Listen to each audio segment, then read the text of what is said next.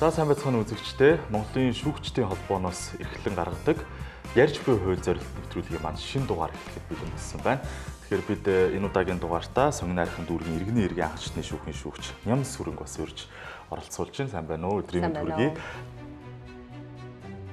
Очоогийн Ням Сүрэн 1999-өөс 2004 онд Монгол Улсын их сургуулийн хууль зүйн сургуулийн эрх зүйч бакалавр, 2004-өөс 2009 онд Монгол Улсын их сургуулийн хууль зүйн сургуулийн хууль зүйн магистр, 2013-оос 2014 онд Английн Манчестерийн их сургуулийн хууль зүйн магистр, 2019-өөс 2020 онд Удирдлагын академийн төрийн захиргааны менежментийн мэргэжлийн диплом, 2005-аас 2010 онд Улсын мэргэжлийн хяналтын газарт хууль асуудал хариуцсан мэргэжилтэн, 2010-аас 2012 онд Таван богд трейд хязгаарлагдмал хариуцлагатай компанид хуульч, 2015-аас 2017 онд Богд банк хязгаарлагдмал хариуцлагатай компанид хуульч, 2017 оноос одоо хүртэл иргэний хэргийн анхан шатны шүүхийн шүүгчээр ажиллаж байна.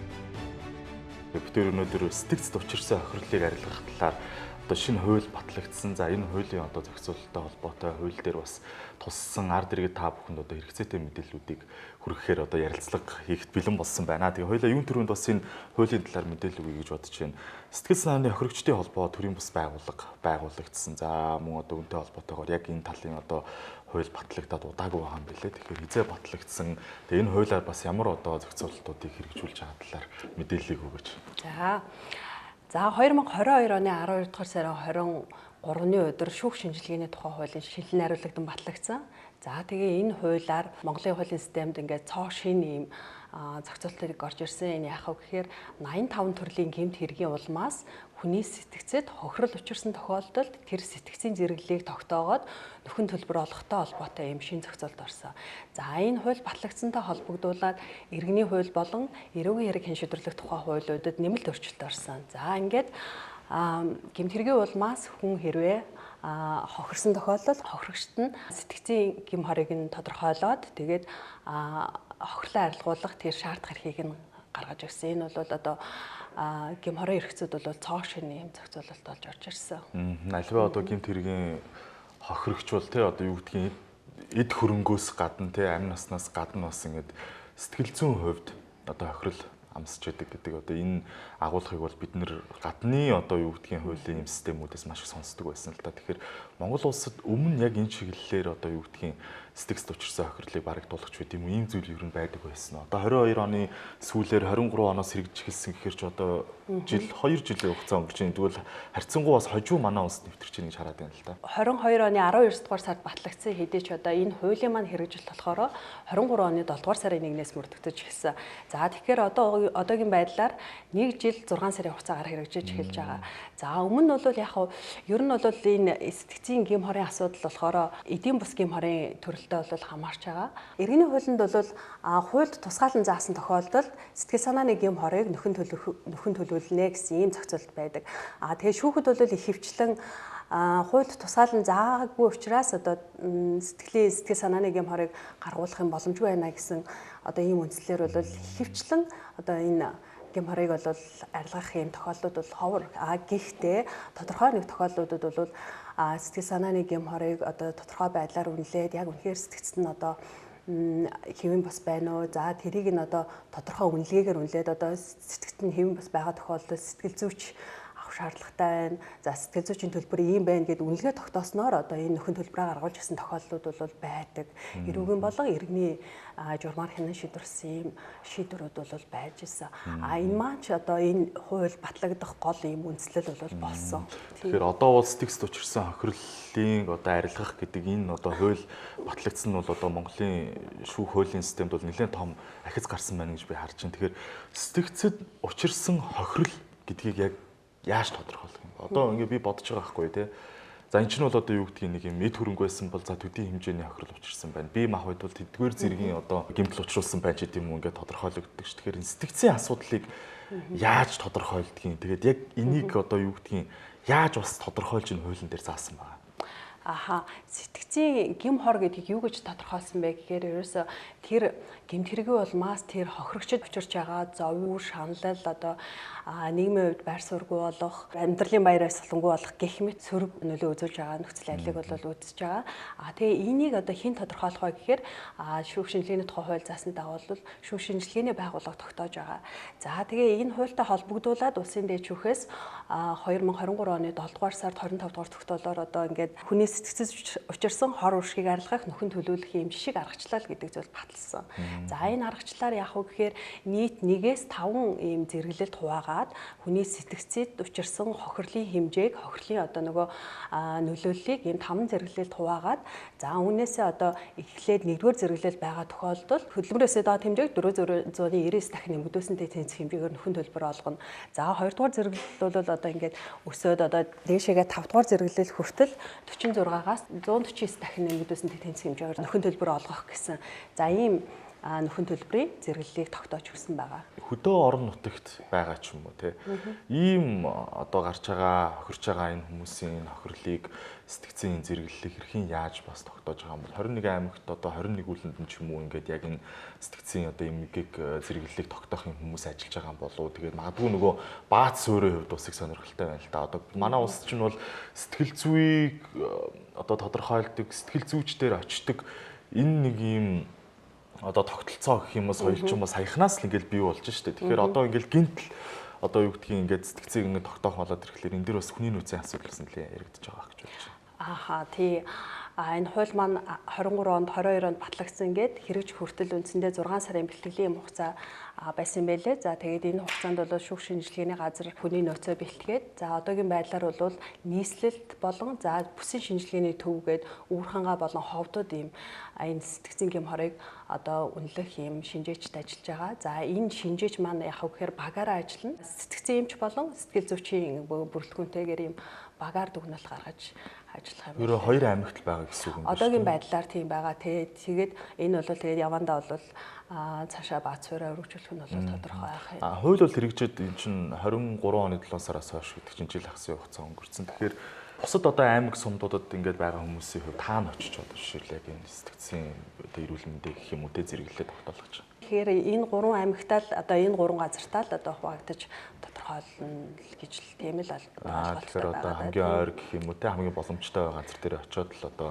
юу яах юм бэ шүү те. Тий одоо сүүлийн үеийн авсан мэдээлэлээр болохоор одоогийн байдлаар бүр 25 оны 1-р сар хүртэл ер нь бол энэ очир байгаа гэсэн юм мэдээлэл байсан. Та энэ 5 зэрэглэлийн тухай дахиад дэлгэрэнгүй мэдээлэл өгөөч. Яг одоо жишээлбэл яг ямар хуу одоо гэмт хэргийн тохиолдлууд дээр ч юм уу одоо ямар хуу одоо байдал дээр яг ингэж 5 зэрэглэлт ингэж хувааж тогтоож гаргаж байгаа юм бол.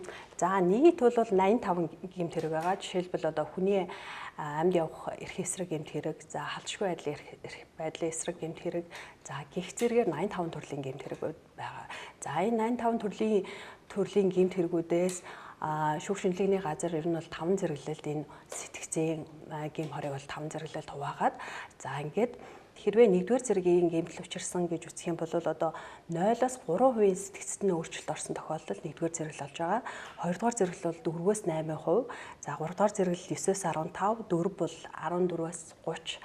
За ингээд 5 бол 31-ээс 99% өөрчлөлт гэсэн ийм байдлаар явж байгаа. За тэгээд нөхөн төлбөрийн хувьд бол одоо улсын дээд шүүхийн нөгөө жишийг аргачлалын дагуу за 1-р зэрэглэл бол хөдөлмөрөөсний доод хэмжээг 499 дахин нэмэгдүүлсэнтэй гээд 2-р зэрэглэл бол 5-аас 1299, 3 бол 13-аас 2299, за гэх мэт явсаар 5-р зэрэглэл бол 46-аас 149 дахин нэмэгдүүлсэнтэй тэнцэх хэмжээгээр ихээр за эхний ээлжинд одоо 1-р зэрэглэлийнхээ үндсэндээ 3,293 мянган орчим төгрөг одоо өнөөдрийн хөдөлмөрөөсний доод хэмжээгээр тооцож үзэх юм бол 660 мянган төгрөгийг тооцож үзэх юм бол юм байгаа. 5-р зэрэглэлийн хувьд бол 30 сая 360 мянгаас 98 сая орчим төгрөгийн одоо нөхөн төлбөр олох боломжтой гэж үзэх нь байна.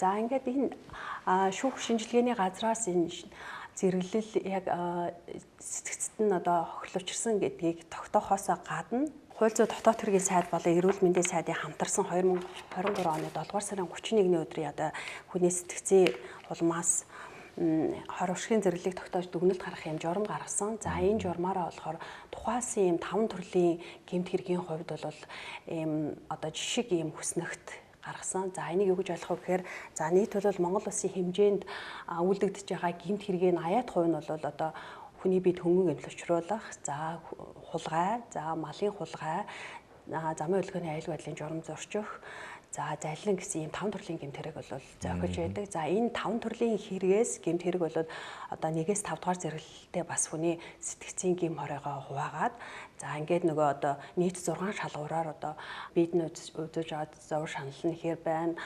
За ингээд сэтгэлийн одоо эмоц нь хэр байна гэх мэт ингээд 6 төрлийн шалгуурыг үзэж агаад ингээд хүснэгтэр ерөнхийдөө за одоо хулгайлах гэмт хэргийн улмаас хүний сэтгцэд одоо 1-р зэрэглэлийн хохирол одоо учирч болцсохгүй юмаа гэсэн. За ийм байдлаар тогтоосон. Энийг бол үндсэндээ шинжээчийн дүгнэлттэй адилхаж ингэж үзэж болохоор бас зааж өгсөн. Тэгэхээр одоо энэ 5 төрлийн одоо гэмт хэргийн хохирогчулсан тохиолдолд заавал нөгөө шүүх шинжилгээний газар очихгүйгээр шүүхийн хэмжээнд энэ ингээд зэрэглэлүүдийг тогтоож болно гэж ойлгож болох уу? Тэгж болно. Тий. Ер нь бол тийм санаагаар бол орсон байгаа. За гэхдээ зүгээр энэ хүснэгтийг хэрэглэх, энэ жишгийг хэрэглэх одоо гол шалгуур маань юу гэж харж байгаа гэхээр одоо шүүгдэгч болон хохирогчд бол энэ талаар ямар нэгэн санал нэгдсэн байна. За дээрээс нь яг үнэхээр одоо хулгайлах гэмт хэргийн улмаас тэр хүн 1-р зэрэглэлийн хохирол одоо учирсан байна уугүй юу гэдгийг нь одоо тэр хууль хэрэгж байгаа хүмүүс маань өөрсдөө бас одоо яг тэр хэр хэмжээндээ байна уугүй юу гэдгийг нь бас яг үзэх ёстой л да. За ингэж байгаа тохиолдолд ингээ аль тал нь одоо ингээ боломжтой гэж үзэх юм бол энэ хүснэгтэр давуу тогтоох боломжтой. Үнэхээр тэр хүнд одоо сэтгцэн нь бол ямар нэгэн хэвэн биш байна гэж үзэх юм бол одоо хэргийн шийдвэрлэх, эрүүгийн хэргийг хэн шийдвэрлэх ажиллагааны явцад хүсэлтээ гаргаад тэгээд шинэ зэрэг одоо гэмтлийн зэрэгээ тогтоолгоод тэгээд нөхөн төлбөр шаардах юм бүр боломжтой гэж ойлгох юм. Та бол одоо яг шүүхийн байгууллагад ажиллаж байгаа, яг практик дээр одоо энэ хуулийг одоо ашиглаад байж байгаа шүү дээ. Тэгэхээр ер нь хууль хэрэгжүүлснээс хойш тань дээр ч юм уу эсвэл одоо сонгон найрхын дүүргийн одоо шүүх дээр ч юм уу яг энэ одоо хуулийг ашиглаж нөхөн төлбөр гаргуулж байгаа ч юм уу те сэтгцийн одоо зэргийг тодорхойлуулсан юм одоо яг бодиттой жишээ кейс ер нь хэр олон байвал бас одоо хуваалцаач. За нэгдүгээрт одоо энэ хууль маань 7 дугаар сарын 1-ээс эхэлж мөрдөгдөж гисэн гэж байгаа тийм. Инхээр яхав гэхээр ерөөсөө 7 дугаар сарын 1-ээс хойш 23 оны 7 сарын 1-ээс хойш үлдэгдсэн гэмт хэргийн тухайд хамаарч байгаа. Иргэний хуульд бол гол зарчим байдаг. Хуульд зааснаас бусад тохиолдолд иргэний хуулийг буцаа хэрэглэхгүй гэдэг ийм зарчим байгаа. Энэ зарчмын үднээс авч үзэх юм бол за энэ хуулийг одоо буцаа хэрэглэх талаар ийм зохицуулалт байхгүй учраас 7 сарын 1-ээс хойш үлдэгдсэн гэмт хэргийн хувьд бол хамаарч байгаа. За ингээ яг эхнээсээ ахуулаад ингээд анхаарчны шүүх давхар дээр бол шийдэгдээд бол явж байгаа. За энэ дашрамд хэлэх юм бол одоо Facebook дээр шүүхийн мэдээ гэсэн ийм крэлэр хийсэн ийм пэйж хуудас байдаг. За энэ пэйж хуудас дээр бол шүүхийн шийдвэрийн шүүхийн шийдвэрийг ийм таамчилсан байдлаар бол мэдээлдэг, танилцуулдаг. За энэ шүүхийн шийдвэрийн шүүхийн мэдээ гэсэн энэ пэйж дээр болохоор 2024 оны 11 сарын 8-ны өдрийн нэг шийдвэр тайм байдлаар гарсан байлаа. За энэ шийдвэрийг танилцуулах юм бол одоо 2024 оны 7 сард цагтуугаар замын хөдөлгөөний аюулгүй байдлын журам зорчиод дугуйтай явсан иргэнийг амь насыг нь хөнөөсөн, амь насыг нь хохироосон. За ингээд тэр жолоочд бол 10 жилийн хугацаагаар жолоодох эрхийг нь хасаад 4 жилийн хорих ялна огдсон. За тухайн иргэн маань ээжтэйгээ хамт амьдарч байсан. За ингээд шүүхээс нийт 118 сая 600 төгрөгийн сэтгцийн гэм хорийн хохирлыг бол гаргуулсан.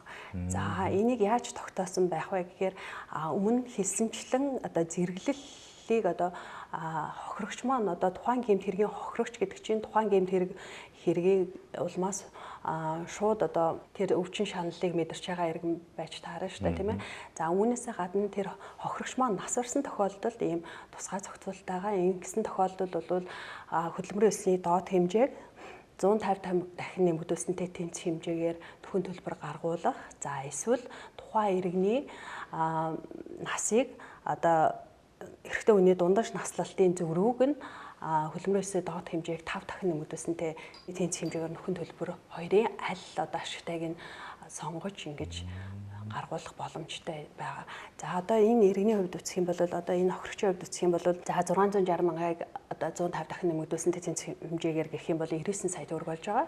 Тухайн хохирогч хэрэг маань 31 настай байсан. Тэгээ эрэгтэй хүний хөтөлбөрийн эрэгтэй хүний дундаж настад одоогийн байдлаар Монгол улсад 67 нас байгаа. Энэний зөрүү бол 36 болж байгаа. Ингээд 660 мянга 36-аар үржүүлээд дахиад 5 дахин нэмэгдүүлсэнтэй тэнцэх хэмжээ гэх юм бол 118 сая 600 төгрөг байгаа.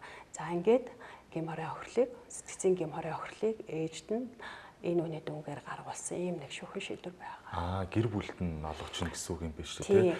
Хохирогч насарсан тохиолдолд бол гэр бүлийн гишүүн шаардна. За хохирогч насараагүй гэмт хэрэг улмаас хохирогч болсон тохиолдолд тухайн хохирогч болж байгаа иргэн шаардна гэсэн ийм ялгаатай хоёр зохицуулалт бол байна. Тэгэхээр саяын жишээнээс харахад бол одоо сэтгэл зүйчилсэн тэр нөгөө энэ хохирлыг бол гэр бүлийн гишүүн буюу ээж нь авч нэг жишээ. Тэгэхээр гэр бүлийн гишүүн гэдэгт яг энэ хуулийн дээр хэнийг хамааруулж үзтээ? За гэр бүлийн гишүүн гэдэг тодорхойлтыг бол маш олон хуулиудаар тодорхойлсон байдаг. За эрүүг эрэг хэн шийдвэрлэх тухай хууль, гэр бүлийн тухай хууль, за гэх мэт хуулиудаар тодорхойлсон байгаа. За энэ хуулиар болохоор гол одоо шаардах эрхийн үндэслэл болсон энэ хууль маань болохоор иргэний хууль. Иргэний хуулийн гэр бүлийн гишүүн гэдэг ойлголтыг болохоор гэр бүлийн тухай хуулийн гэр бүлийн гишүүн гэдэгт хэнийг хамааруулах вэ гэдэг ойлголтоор тодорхойлж байгаа. Тэгэхээр энд бол гэрлэгчд болон түүнтэй хамт амьдарч байгаа үр хүүхдүүд нь дээрээс нь төр садны хүнийг хамааруулан ойлгож байгаа. За тэгээ энэ тодорхойлолтоос авч үзэх юм бол гэрлэгчтэй хамт амьдарч байгаа. Ер нь бол хамт амьдарч байгаа гэсэн ойлголт байна. Дараагийнх нь болохоор хууль ёсны гэр бүлийн гишүүн байна гэсэн. Хууль ёсны одоо эхнэр нөхөр байна гэсэн ийм ойлголт одоо болж ирэх нь. Энэ ойлголтоор авч үзэх юм бол нөгөө хамтран амьдрагч болохоор одоо шаардах хэрэггүй болж харагдаад байна. Одоо хохирогч нас орлаа гэж бодоход одоо Монголын нэг юм онцлогч нь их олуулан амьдрдаг бас нэг юм онцлог биш. Тэгэхээр тэр гэр бүлийн бүх гишүүд одоо энэ хохирлыг одоо хувааж авах юм уу те эсвэл юм хүртэх хэрэгтэй болж байгаа юу? Ер нь энэ зохицуултнаас яа гэв. Хохирогч насарсан тохиолдолд гэр бүлийн гишүүн шаардах хэрэгтэй гэж байгаа.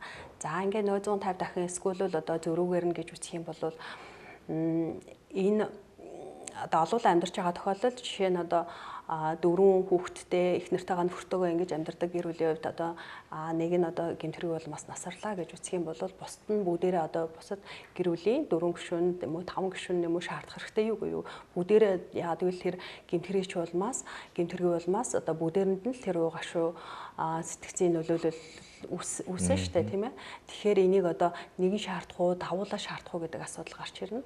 За ингэж хуулийн дээр бол яг ийм тодорхой бол заасан зохицуул байхгүй. Гэхдээ бол зарчмын хувьд зарчмаараа авч үзэх юм бол гэмтрийн улмаас хохирогч одоо болсон тохиолдолд бол тэр хохирогч өөрөө тэр одоо нөхөн төлбөрийг авна гэдэг агуулгаар өөрөө ганцаараа авна гэдэг агуулгаар хэрвээ нас орсон тохиолдолд гэр бүлийн нэг гишүүн одоо шаардах хэрэгтэй гэсэн ийм одоо ойлголтоор одоо нэг гишүүн шаардна тэгээд түүнийг одоо дараа нь одоо босод гишүүд нь яаж авах вэ нь бол тэгээ дараагийн асуудал болж байна. Таны саяын яриан дээр бас нэг онцлог зүйл гарч ирлээ л дээ. Чухал бас асуудал та одоо юу гэдгийг гэмт хэргийн хохирогч болж амнасаа алдсны улмаас аль нэг гэр бүлд одоо жишээлбэл хүүхдүүд нь хагас өнчрөх, бүтэн өнчрөх ийм асуудлууд гарч болно шүү дээ. Тэгэхээр яг энэ тохиолдолд одоо хүүхдүүдэд нь хохирлыг нь олгох ч юм уу ийм зохицуулалт байдаг уу? Энийг бас яаж шийдэж байгаа юм бол? За гэмт хэргийн улмаас хүүхэд хэрвээ бүтэн өнчин болсон тохиолдолд саяны энэ 150 дахин нэмэгдүүлсэнтэй тэмцэх гэдэг. За энэ зохицуулалт энэ одоо нөхөн төлбөрийн хэмжээг 2 дахин нэмэгдүүлсэнтэй тэнцэх хэмжээгээр нөхөн төлбөр шаардах эрхтэй ийм зохицуулалт бол хуульд орсон байгаа. Ер нь олон улсад яг энэ төрлийн гэмт хэргийг ер нь хэрхэн яаж шийддэг зүйл байдаг юм бол миний бодож байгаагаар бол Монгол улс бол нэлээд бас хожуу яг энэ төрлийн одоо асуудлуудыг шийдэх ч юм уу те хуулинд тусгаж гисэн ийм зохицуулалт хийсэн харагдсан. Та өөрөө бас Англи улсад мэрэгжилтэд дэвшлүүлж одоо сургууль төгссөн байсан шүү дээ. Тэгэхээр та бас магадгүй нөгөө өөрийнхөө амьдарч байсан сурч байсан улсынхаа ч юм уу ер нь олон улсын яг энэ туршлагыг ер нь хэрэг одоо харж ирсэн бэ? Ер нь гадаад ямар вэ? Бусад улсад бол одоо энэ сэтгэл санааны гэмхор, сэтгцийн гэмхорыг бол аль хэдийн одоо шийдээд нөхөн төлбөр гаргуулад одоо ингээд шийдээд явчихсан олон жилийн бол туршлага байгаа. За сэтгэл санаанд учирсан гэмт хорыг арилгахтай холбоотой асуудлыг нэг бол одоо нөхөн төлбөрийн байдлаар нэг бол яг үнэхээр сэтгэл санаанд нь гэмт хор учирсан тохиолдолд тэрийг арилгах гэсэн ийм хоёр төрлийн одоо зарчмын дагуу бол шийддэг. За гэхдээ одоо энэ шинэ орсон зохицуулалтаас харахад бол манад бол одоо хуульчдын дунд өрнөх, шөмжлөлтэй хандах, улам боловсронгуй олгох гэсэн маш олон одоо тийм сорилтууд бол гарч байгаа тийм. Бусад улсын хувьд бол жишээлбэл Оросд бол энэ талаар бол маш нарийн одоо ийм томьёогоор боддог. За одоо Европын улсуудад бол одоо жишээлбэл нэг гараа гэмтээсэн тохиолдолд шууд одоо үнийн дүнгийн заагаад тэтэд гэдэг ингээд тогтоосон зүйлүүд байдаг. Тэгэхээр манай улсад бол одоо дөнгөж хэрэгжиж эхэлж байгаа учраас шинэ байна одоо ямарсан сайжруулалт гэдэг юм уу те нэлээд сорилттой тулгарч байгаа юм байна гэж би ихэд ойлголоо. Зүгээр өөрийнхөө амьдралын ийм одоо юу гэдгийг бодит юм тулгарсан асуудал төр ингээд харахад сэтгэл зүйн гэмтэлтэй аливаа асуудлаас авж байгаа. Тийм эн чинь бол одоо юу гэдгийг заавал одоо нэг юм гэмт хэргийн улмаас хохирогч болж иж бас үсэхгүй шүү дээ. Одоо юу гэдгийг ажлын байрны дарамт ч гэдэг юм уу ингээл хүн хоорондын харилцаанаас үсэж байгаа олон асуудлаас сэтгэл зүйн ингээл гэмтэл авч байгаа. Гэтэ хүн ихний ээлжинд ч юм уу тэрийг мэддэггүй байна л та. Нилээн хожуу явсныхаа дараа нөгөө биет гарч ирж байгаа ч юм уу сэтгэл зүй байдлаа анзаараад би чинь ингэсэн байж тээ гэж мэдтiin байлээ. Тэгэхээр одоо юу гэдгийг хүмүүс хоёлаа илүү нөгөө дэлгэрэнгүй тайлбар өгөхийн тулд магадгүй нөгөө нэг өөрийгөө мэдэхгүй байгаа те ингээд сэтгэл зүйн гэмтэл авцсан байна ч гэдэм үү эсвэл одоо юу гэдгийг алив гэмт хэргийн одоо охирогч юм уу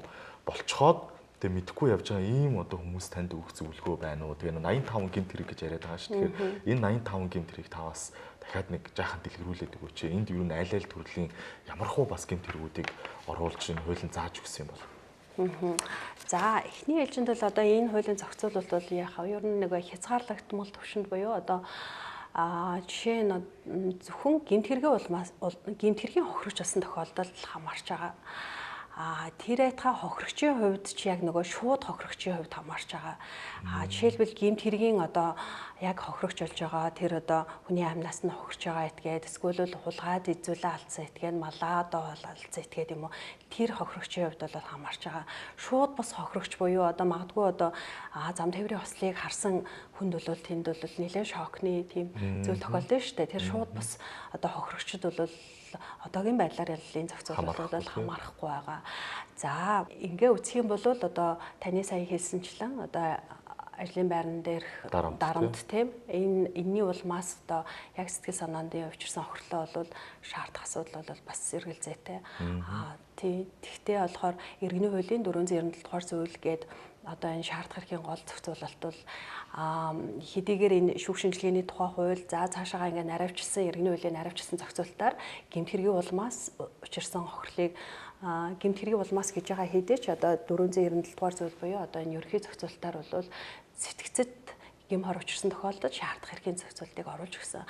Тэгэхээр магадгүй эхний ээлжинд бол одоо энэ гэмт хэргийн улмаас хохирогчтой хамгаалаад явандаа бол одоо ингээд шүүхийн практик илүү одоо таны саяны хэлсэнчлэн ажлын байран дээрх дарамт гэх зүйлээс учирсан хохирлоо одоо шаардах юм боломжтой байх бүрдэх байх гэж бол харж байгаа.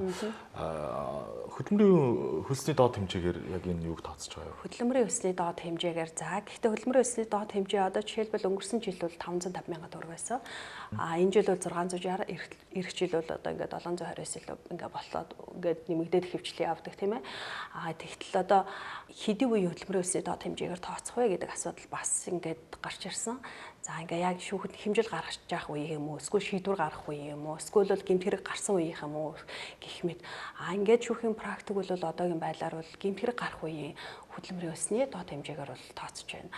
За тэр нь ямар үндэслэлтэй юм гэхээр тухайн үед бол тэр хүний эрх зөрчигдсөн учраас тэр үеийн хөдөлмөрөөсөө доод хэмжээ хамаарна. За дээрэс нь бол энэ чинь эдийн бус гэм хор гэдэг агуулгаараа нэхэмжил гарах хөөгөлцөх хугацаа бол одоо байхгүй байдаг. Тийм учраас магадгүй одоо өнөөдөр үлдгэсэн гэмт хэрэг 10 жилийн дараа сэтгцэж учирсан гэм хороо бол шаардах хэрэгтэй учраас өнөөдрийн хөдөлмөрөөсөө доод хэмжээгээр шаардна гэсэн 10 жилийн дараа нэхэмжилсэн хэдэж шаардна гэсэн тийм ойлголт. Тэгэхээр одоо нөгөө нэг сэтгцэж учирч байгаа гэмтэл чинь нөгөө илэртэл бас нэг тодорхой хугацаа гардаг ш нь магадгүй нөгөө шүүхийн төвшин ингээд явж байгаад шийдэгдээ дууссан дараа нөгөө нэг хор хөнөөлөн ч юм уу те нөгөө сэтгцийн янз янзын асуудлууд нь гарч ирэх юм бол дахиад яг тэр үеийн одоо асуудалтай уялдуулаад нэхэмжлэх бас боломжтой байна. Гэхдээ 23 оны 7 сарын 1-ний өдрөөс хаашаа одоо үлдэгдсэн гэмт хэрэг дээр гэсэн үг. Гэмт хэрэг дээр хамаарна. Тэр хөдөлмөрөөсөө доод хэмжээг яг тухайн гэмт хэрэг үлдэгдэж явах үеийнх нь хөдөлмөрөөсөө доод хэмжээ тооцож авна гэсэн. За ийм ойлголттой хань. За тэгээд өнөөдрийн бас ярилцлага хийгээд тантай ярилцаа суухад маш их мэдээллийг авлаа. Хамгийн гол нь энэ сэтгцэд учирсан хохирлыг арилгах талаар энэ одоо хууль эрх зүйн орчин Монгол улсад бий болсон нь бол маш том юм дэвшил давуу талтай болсон юм санагдаж байна. Тэгээд үнэхээр одоо юу гэдгийг бид нар бол ингээл гэмт хэргийнх нь учирсан хохирлын төвшөнд л ингээл яриад дуусдаг байсан бол одоо тухайн хүний нөгөө сэтгц эрүүл мэндтэй холбогдуулж бас ингэж одоо хохирлыг тогтоож нөхөн төлбөр гаргуулж байгаа нь бол үнэхээр одоо сайн практик, сайн жишээ болж байна гэж бодож байна. Тэгээд үзэгчд манаас бит хоёрын энэ подкастыг ярилцлагыг үзээд олон мэдээллүүд авсан байх. Тэгээд мэдээж нөгөө нэвтрүүлэг маань, подкаст маань тодорхой цагтай учраас нөгөө 85 төрлийн гэмт хэргийг бол бас нэг үрчлэн танилцуулах боломжгүй. Тэгэхээр үзэгчд манаас яг энэ тодорхой хуулийг нь бас ороод уншаад эндээс бас мэдээлэл авах зүйтэй болоо гэж бодож байна. Тэгээд урилга хүлээн авч хүрэлцэн ирсэнд баярлалаа. Ярилцах маш их таатай байлаа. Ажлын өндөр амжилт хүсье. За баярлалаа хаад. За үзэгчдээ Монголын шүүгчдийн холбооноос та бүхэнд хүргэдэг ярьж буй хууль зорилтод нэвтрүүлгийн маань ээлж дугаар та бүхэнд хүрлээ. За энэ удаагийн зочноор Сонгон хайрхан дүүргийн иргэний хэргийн анхан шатны шүүхийн шүүгч Нямсүрэн, за иргэдийн төлөөлөл болж сэтгүүл таах хоёр миний би та бүхэнтэй хамтдаа байлаа. Подкастыг одоо анхааран үзсэн та бүхэндээ баярлалаа.